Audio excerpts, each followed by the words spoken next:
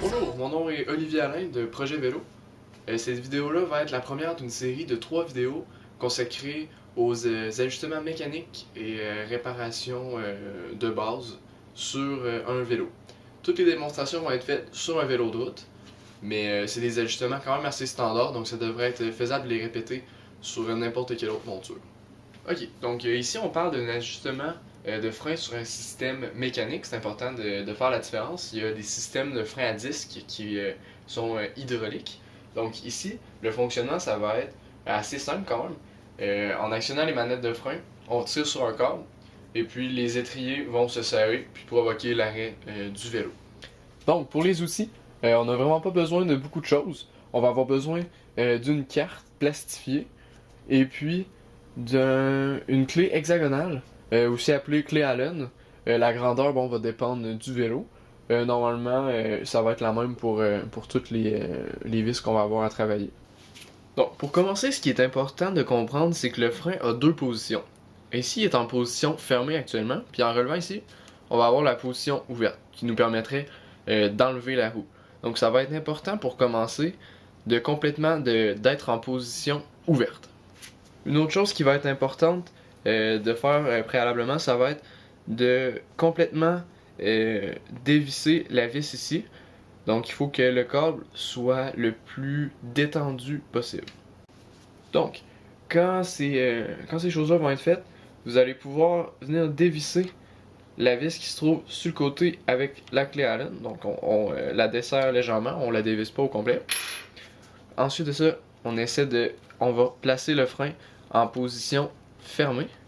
Ce sera pas long. Ok. Comme ça. Ensuite, on va serrer les étriers pour qu'ils viennent toucher la roue. Puis ensuite, on va laisser un tout petit jeu. On resserre la vis à ce moment-là.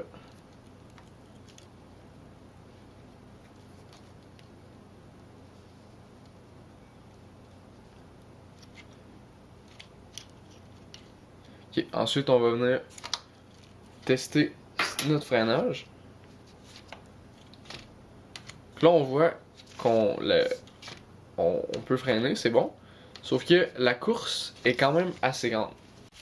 Donc la course qu'on a ici est pas idéale.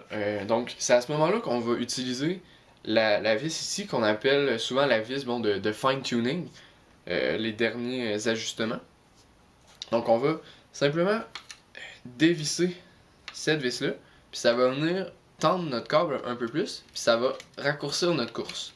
Donc là on en avait vraiment une grande, mais juste là on peut voir, on vient d'avoir un peu plus d'espace ici. C'est sûr que la vis a une limite.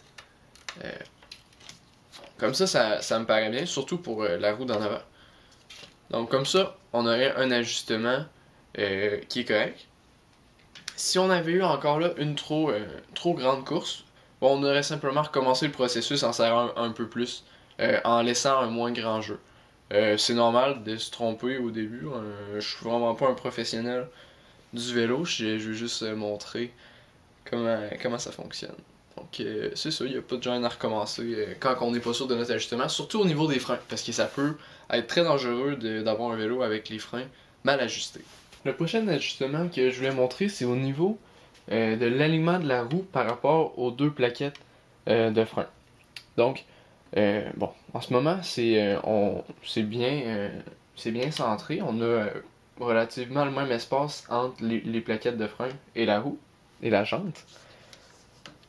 Donc, la vis ici, en la desserrant, automatiquement, on va venir pousser vers la gauche. Donc, la plaquette de frein de droite va venir se coller sur la jante et il va avoir tout le jeu va être du côté gauche. Donc je vais juste vous montrer qu'est-ce que ça donne quand on va venir desserrer cette vis là. En ce moment elle est desserrée. Donc on voit vraiment que tout le jeu est de ce côté là. Quand je la lâche, il vient se recoller automatiquement. Donc si jamais là c'est sûr que je l'ai beaucoup desserré, Mais si vous voyez que vous n'avez pas le même alignement de chaque côté, bon mais ça va être avec cette vis-là qu'il va falloir la desserrer un petit peu, venir réaligner le tout, et puis revisser. Donc, c'est ça que je vais faire, je vais venir serrer la vis, tout en m'assurant que j'ai le même espace de chaque côté de la jante.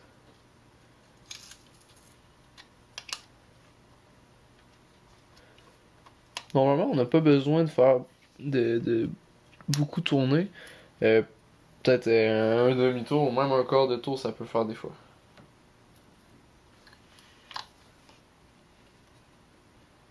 Ok.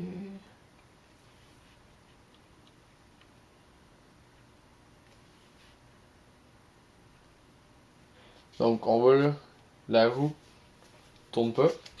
En freinant, on s'assure que notre ajustement tient la route, qu'on n'a pas besoin de serrer encore plus.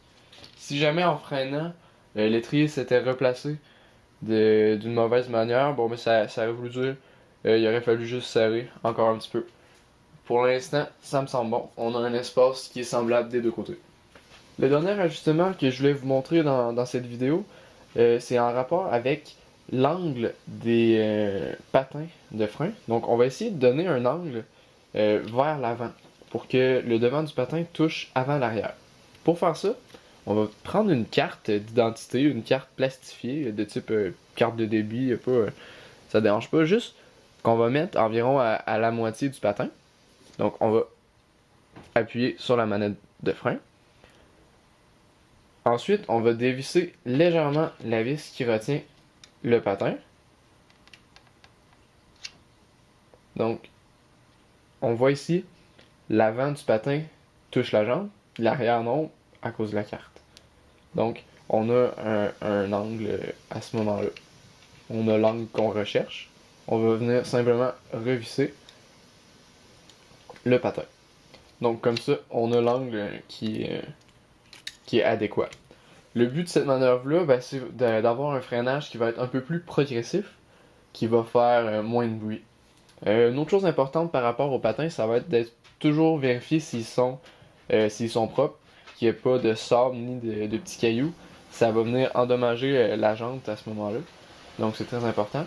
C'est aussi important d'avoir le bon type de patin selon la roue. Donc on a des patins pour des roues en aluminium, pour des roues en carbone. Donc si vous changez vos patins, ça va être important d'acheter les bons, puis de vous référer à un spécialiste pour savoir quel patin acheter. Donc c'est ce qui met fin à la vidéo sur l'ajustement des freins. Je tenais à dire qu'on a travaillé sur la roue avant, mais pour la roue arrière ça va être exactement pareil. Bon, j'ai choisi ça pour les besoins de la cause. Avec la caméra ça allait mieux travailler en avant. En arrière ça va être exactement le même principe. Donc j'espère vous avoir appris quelque chose.